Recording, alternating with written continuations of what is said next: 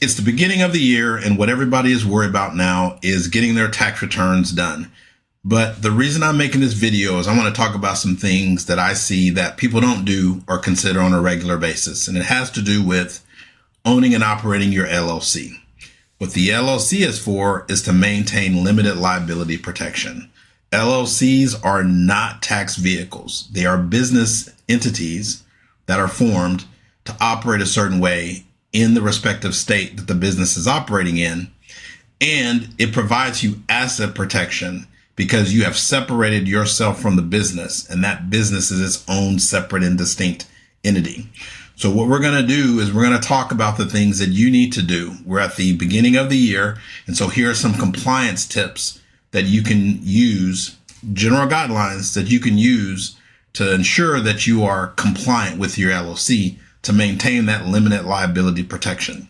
Now, this is just some general advice. I'm not an attorney. You're going to need to speak to an attorney in your state. And what I have my clients do is do a compliance review. That's part of the things we request that you do every single year. But let's talk about some of the things that you need to do to maintain limited liability protection. So one, it is a separate and distinct entity, and you want to keep it that way. So let me give you an example. So Michael Dell, he owns Dell. Matter of fact, his name is all over everything. Dell is in the name. So he is Michael Dell. He is the founder of Dell Computer Corporation. What Michael Dell cannot do is get up one day and say, I think I want $1 million out of my company. I'm going to go to the Dell bank and I'm going to pull $1 million out of the operating account. If he were to do that, he would not be separating himself from the business. That would then damage his legal liability protection. So again, all the things we're talking about are to get you in the frame of mind to say, hey, these are the basic things we need to do to be compliant to maintain our limited liability protection. And again, you want to talk to an attorney in your respective state to make sure you are doing the things that the state requires for you to maintain limited liability protection. The tax piece of the LLC, that's secondary. Okay, so the key requirements we talked about a little earlier. You want to separate the bank accounts. You don't want to use your business as your personal bank. If you need money, I would say pull the money out and then pay for that personal thing you need separate from the business. Because what you don't want to do is get ruled in a court that the LLC is just an alter ego. Separate and distinct. So have separate bank accounts, have dedicated bank accounts for the business. If you need money, it's your business. Yes, that's why you created it, to pull money out to serve yourself. But there's a way you have to do it. So you want to talk to your attorney and you want to talk to a CPA related to, for your specific instance, on how to pull money out of it. You need to have formal documents. So this is the piece that I see that has the biggest gap.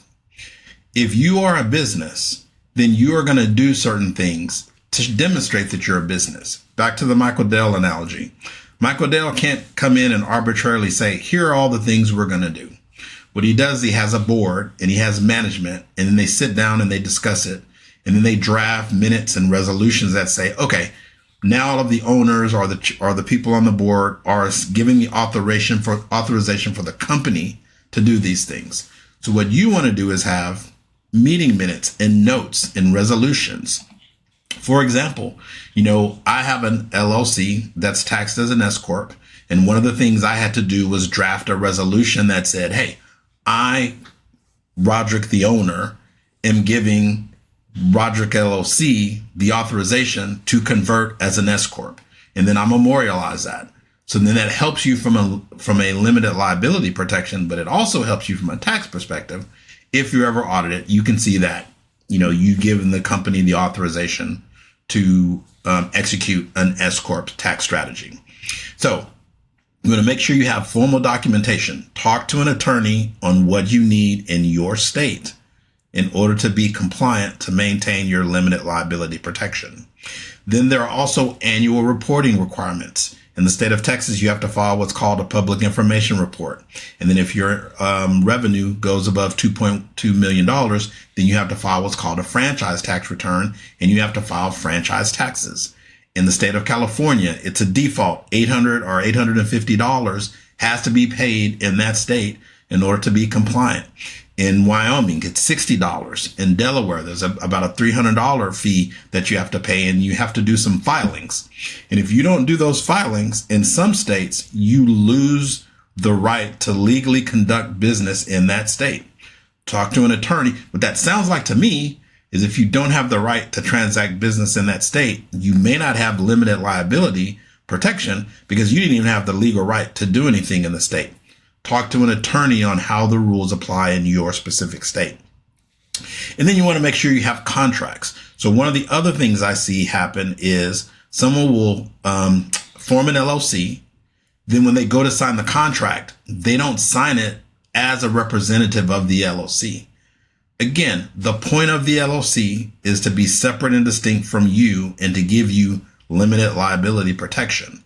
But if the LLC, if the business has not transacted business with the people you are doing business with, there's no limited liability. You are now personally liable for whatever conduct has happened in that business. So make sure when you're signing contracts, when you're creating contracts, when you're branding yourself, when you're doing business, you want to do business in the name of the LLC.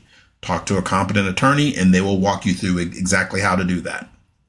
The other thing you want to try to do where you can, and this isn't always possible, is you want to avoid being personally liable for things. So I have a line of credit through a bank. I was able to have my LLC sign for that line of credit and get extended the line of credit, but I am not personally liable for that. The LLC is liable for that. So if you're able to build up enough credit, then you're able to start separating things out between you and your limited liability protection. So that's another benefit of an LLC, is it may give you financial protection. If your company goes bankrupt, you may be able to, depending on the state, depending on the laws, you may be able to have that debt discharged from a business perspective, but not from a personal perspective. Now, there are other things we want to consider. We want to consider states specifically. So again, each state has its own rules as to how you transact business in that state. That's why you see Wyoming LLCs, Delaware LLCs, Nevada corporations. That's why people will say, hey, go to these other states and form these LLCs, because the rules and the laws in those states may or may not be more lenient to the business in those respective states. Again, you want to talk to a competent legal professional. These are just general rules. But the only way you're going to know that is if you talk to an attorney that is licensed in that state, and then they can give you the specific things you need to do within that state. Because some states will require you, let's say in one state, you don't need a license to be, I don't know, a carpenter or a plumber, but in another state, the bar may be super high in order for you to operate in that state. You may need to have a license in one state, but not have to have it in another.